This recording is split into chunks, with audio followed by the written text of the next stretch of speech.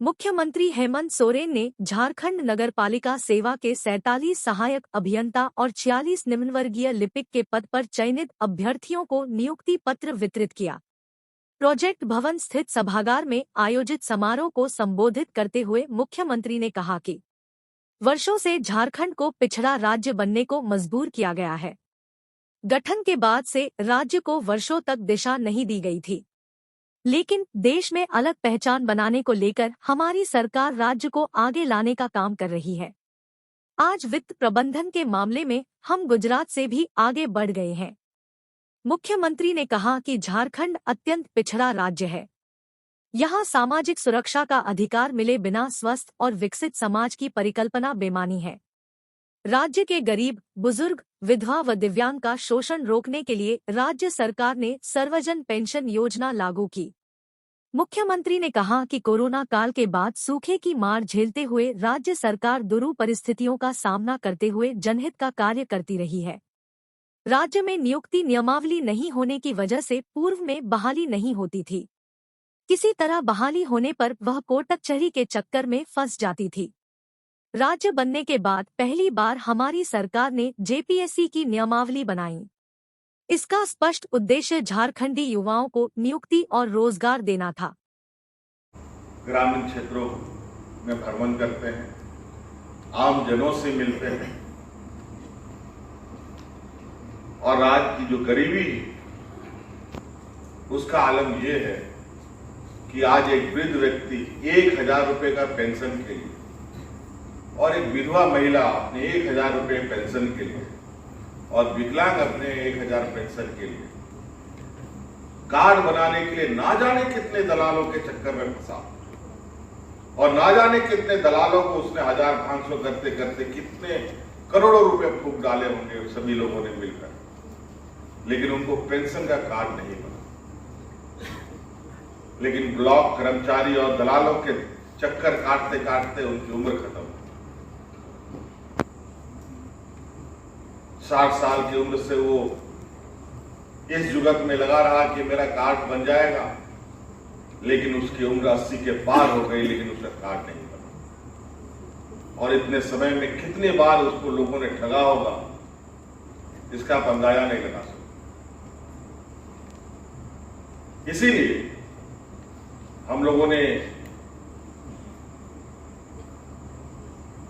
सर्वजन का ये निर्णय इसलिए लिया कि अब इस राज्य में जो बुजुर्ग और मजबूर गरीब का कोई शोषण ना करे, कोई विधवा महिला का शोषण ना हो, कोई विकलांग का शोषण ना हो, तो हम लोगों ने पूरा पेंशन सर्वजन कर।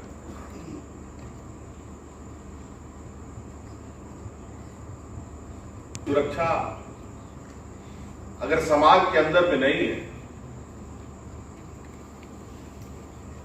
तो समाज और विकसित समाज की परिकल्पना करना बेईमानी है। और आपके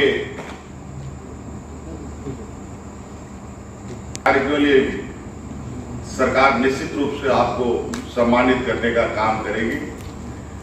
आप जनता का सेवा करें और आपकी जिम्मेवारी सरकार बिल्कुल मुस्तैदी के साथ करेगी। और आप लोग देख रहे होंगे कि कर्मचारियों का भी प्रमोशन को लेकर निरंतर सरकार तेजी से काम कर रही है। आज के लिए भी बहुत महत्वपूर्ण दिन है कि सरकार के पास जो पदाधिकारियों की कमी है, धीरे धीरे वो कमी पूरी हो रही है और निश्चित रूप से ये सारी चीजें पूर्ण होने के बाद राज्य की जो सर्वांगीण विकास की जो रफ्तार है, निश्चित रूप से हम लोग पूरी रफ्तार के साथ आगे बढ़ेंगे। अभी कुछ ही चीजों में हम लोग आगे हैं, लेकिन इस राज्य में अग्रणी राज्यों में भी खड़ा किया जा सकता है।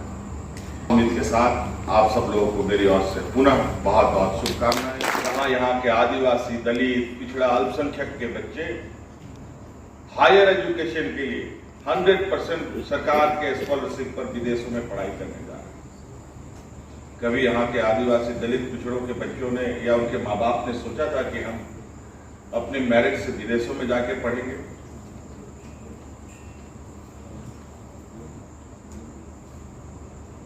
यदा कदा हाथ में गिनती वाले लोग ही आपको मिलेंगे,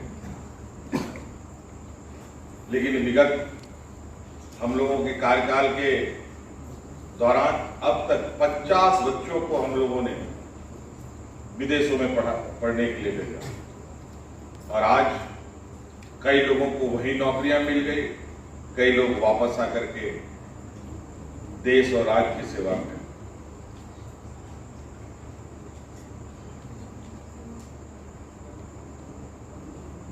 और हम लोगों का ये प्रयास है जो पढ़े लिखे नौजवान हैं उनके लिए भी मार्ग प्रशस्त करना, जो कम पढ़े लिखे नौजवान हैं उनके लिए भी मार्ग प्रशस्त करना, जो बिल्कुल पढ़े लिखे नहीं हैं मजदूरी करते हैं उनके लिए भी मार्ग प्रशस्त करना। इसीलिए हम लोगों ने कई योजनाएं भी बनाई हैं। हो सकता है राज बनने के पहले बिहार में हुआ। मुख्य सचिव जी ने बहुत स्पष्ट रूप में आपको बताया हम किस तरीके से उलझनों से जूझते आ रहे थे। 7 साल तक तो कैडरी बंटवारा में रह गए और जहां तक मुझे मालूम है कि अभी तक कई ऐसे विभाग हैं जहां पूर्ण रूप से चीजें अभी भी बंटवारा नहीं हुआ, अभी भी कुछ ना कुछ उलझने चल रही है। ईमानदारी से काम करें, जिम्मेवारी के साथ काम करें। बहुत सारी नियम परिनियम कायदे कानून आपके समक्ष आएंगे। काम कैसे होना है, जनहित में हो तो उसमें किसी भी तरीके का कोई हिचकिचाहट ना हो, ये मैं आप लोगों से आशा करता हूं।